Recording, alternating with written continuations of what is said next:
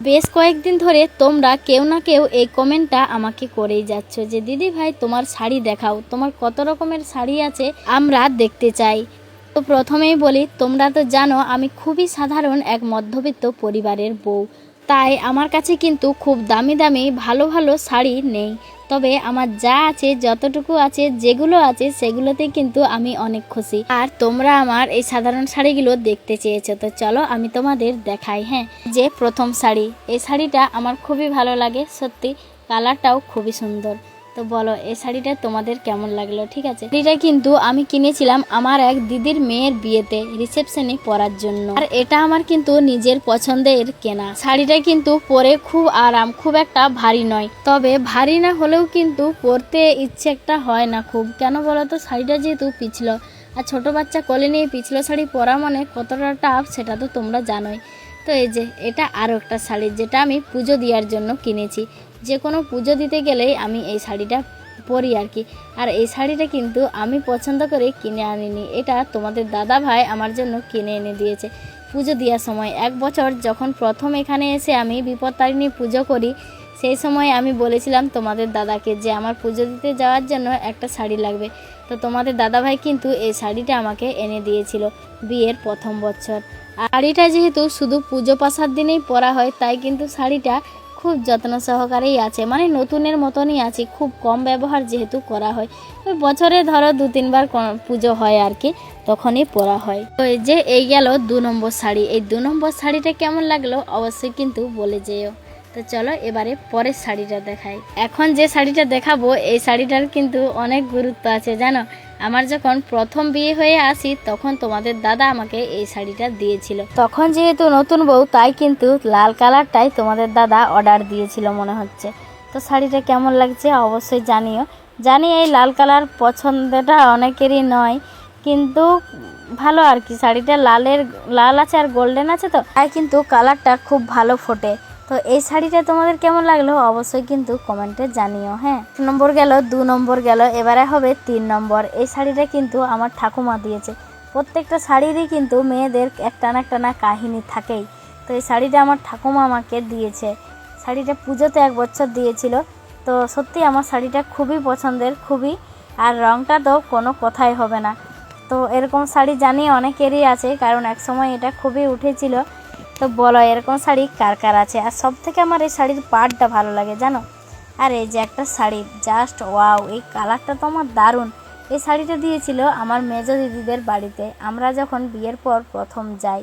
শাড়িটা এখন উল্টো করানো আছে, দাঁড়াও আমি তোমাদের খুলে দেখাচ্ছি। হ্যাঁ, শাড়িটার কালারটা এত ভালো লাগে, নীল কালার আমার কোনো শাড়ি নেই জানো, শুধু এটাই হলো মানে পছন্দের একটা নীল কালারের আমার প্রথম পরা শাড়ি। তো এই নীল কালারটা কার কার ভালো লাগে বলো শাড়িতে।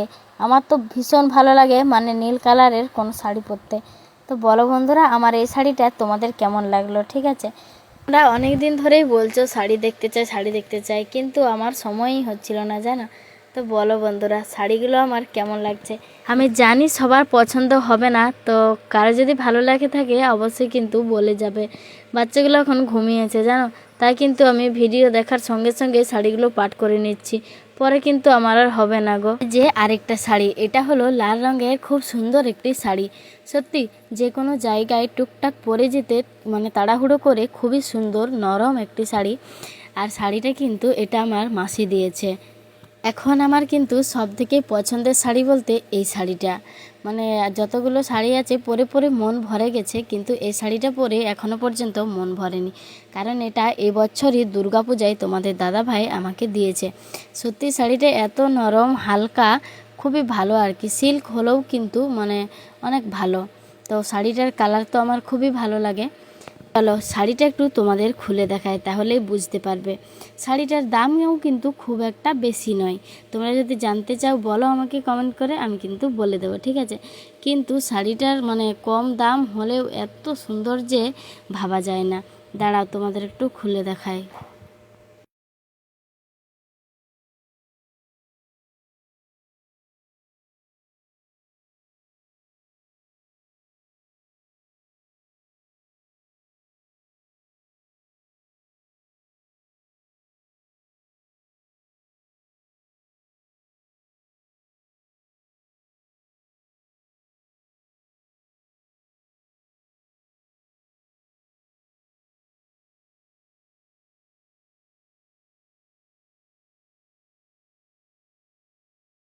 এইবারে এইটা তো শাড়িটার কথা কি বলবো। এটা প্রথম বছর যখন বিয়ে হয় তোমাদের দাদা ভাই দুর্গাপুজোর সময় আমাকে দিয়েছিল। শাড়িটা প্রচণ্ড ভারী জানো, আর এটা কিন্তু আমি নিজেই পছন্দ করে নিয়েছিলাম।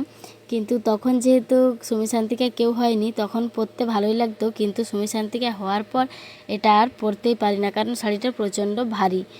আর বাচ্চা নিয়ে তো জানোই ভারী ভারী শাড়ি পরাই যায় না। তো এই হলো আমার কিন্তু সব শাড়িগুলো। এই শাড়িটার কালারটা অনেকটাই ডিপ গোলাপি কালার, কিন্তু তাহলেও আমাকে ভালো লাগে আর কি। তো বন্ধুরা, এই যে সব শাড়ি আমার মানে পিছলো শাড়ি যতগুলো ছিল আমি তোমাদের দেখালাম, ঠিক আছে। বলো এবারে তোমরা আমার শাড়িগুলো তোমাদের কেমন লেগেছে। তোমরা যেহেতু অনেক দিন থেকেই বলছিলে দিদিভাই দেখাও দেখাও, তাই আমি তোমাদের দেখাতে কিন্তু বাধ্য হলাম। তো চলো, এখন সুমি শান্তিকা ঘুমিয়েছে, শাড়িগুলো আবার কিন্তু আমাকে প্রথম থেকে ভাঁজ করতে হবে। আর তোমরা যে মন খুলে বলেছো দিদিভাই তোমার শাড়িগুলো দেখাও, তোমার কি কি শাড়ি আছে, এটা কিন্তু আমার খুব ভালো লেগেছে। তোমরা যদি এরকম আরও কিছু আমার ব্যাপারে জানতে চাও অবশ্যই কিন্তু বলো, লজ্জা না করে। আর সব শাড়িগুলোর মধ্যে কোনটা তোমাদের বেশি ভালো লেগেছে সেটাও কিন্তু জানিও। আর যদি একটাও না ভালো লেগে থাকে সেটাও জানিও, আমি কিন্তু কিচ্ছু মনে করব না। চলো টাটা, দেখা হচ্ছে পরের অন্য ভিডিওতে। ততক্ষণে তোমরা সবাই ভালো থেকো আর সুস্থ থেকো।